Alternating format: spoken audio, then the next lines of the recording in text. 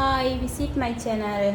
இன்றைக்கி நான் டேஸ்டியாக யம்மியான நூடுல்ஸ் ஹோட்டல் ஸ்டைலில் எப்படி செய்கிறதுன்னு சொல்லி காட்ட போகிறேன். வாங்க பார்க்கலாம். பேஸ்ட்டுக்கு ஆயிலை ஊற்றிக்கணும். ஒரு பேனை வச்சு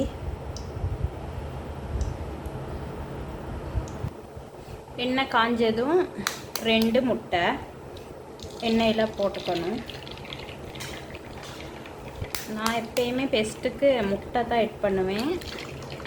2 மீடியம் சைஸ் முட்டை. உங்களுக்கு தேவைன்னா 2 இல்லாட்டி 3, அது உங்கள் சாய்ஸ். அந்த முட்டையை மிக்ஸ் பண்ணணும்.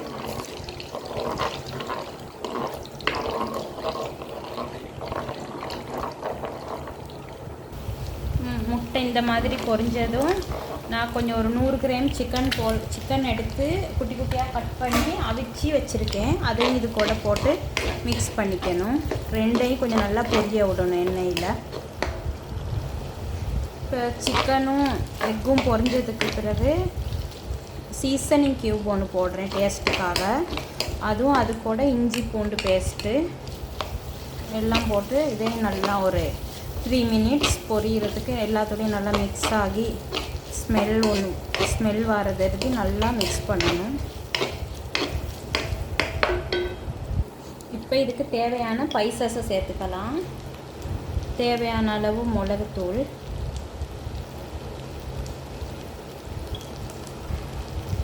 தேவையான அளவு உப்புத்தூள், தேவையான அளவு கட்டர் தூள்.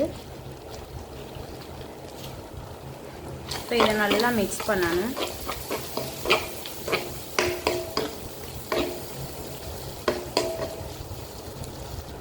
இப்போ சாஸ் சேர்த்துக்கலாம். இது ஸ்வீட் சோயா சாஸ் கொஞ்சம் சேர்க்குறேன். அதுக்கப்புறம் டொமேட்டோ சாஸ், அதுக்கப்புறம் கொஞ்சம் போல் நார்மல் சோயா சாஸ், சுகர் கொஞ்சம். இப்போ இது எல்லாம் நல்லா மிக்ஸ் பண்ணுவோம். கலரை பாருங்கள், கலர் வந்து நல்லா டார்க்காக இருக்குது. இந்த கலருக்கு வரணும், இந்த பதத்துக்கு. அதுக்கு தேவையான வெஜிடபிள், ஒரு மீடியம் சைஸ் பச்சை மிளகா, அதுக்கப்புறம் கொஞ்சம் போல் முட்டைக்கோஸ், அது பிறகு கேரட்,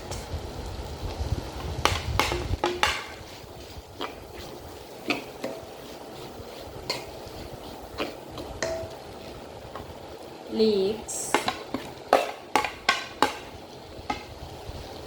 காரி கொச்சிக்கா,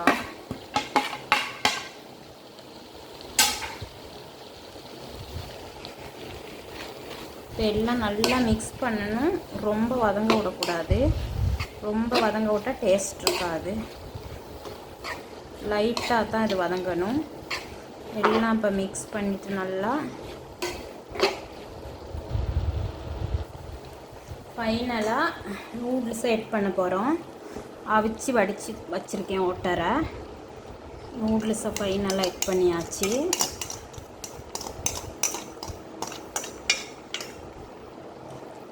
இதை நல்லா மிக்ஸ் பண்ணிட்டா டேஸ்டியான யம்மியான ஹோட்டல் ஸ்டைல் நூடுல்ஸ் ரெடி.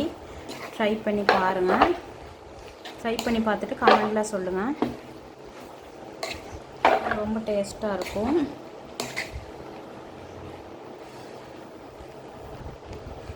ரொம்ப டேஸ்டியான யம்மியான நூடுல்ஸ் ரெடி.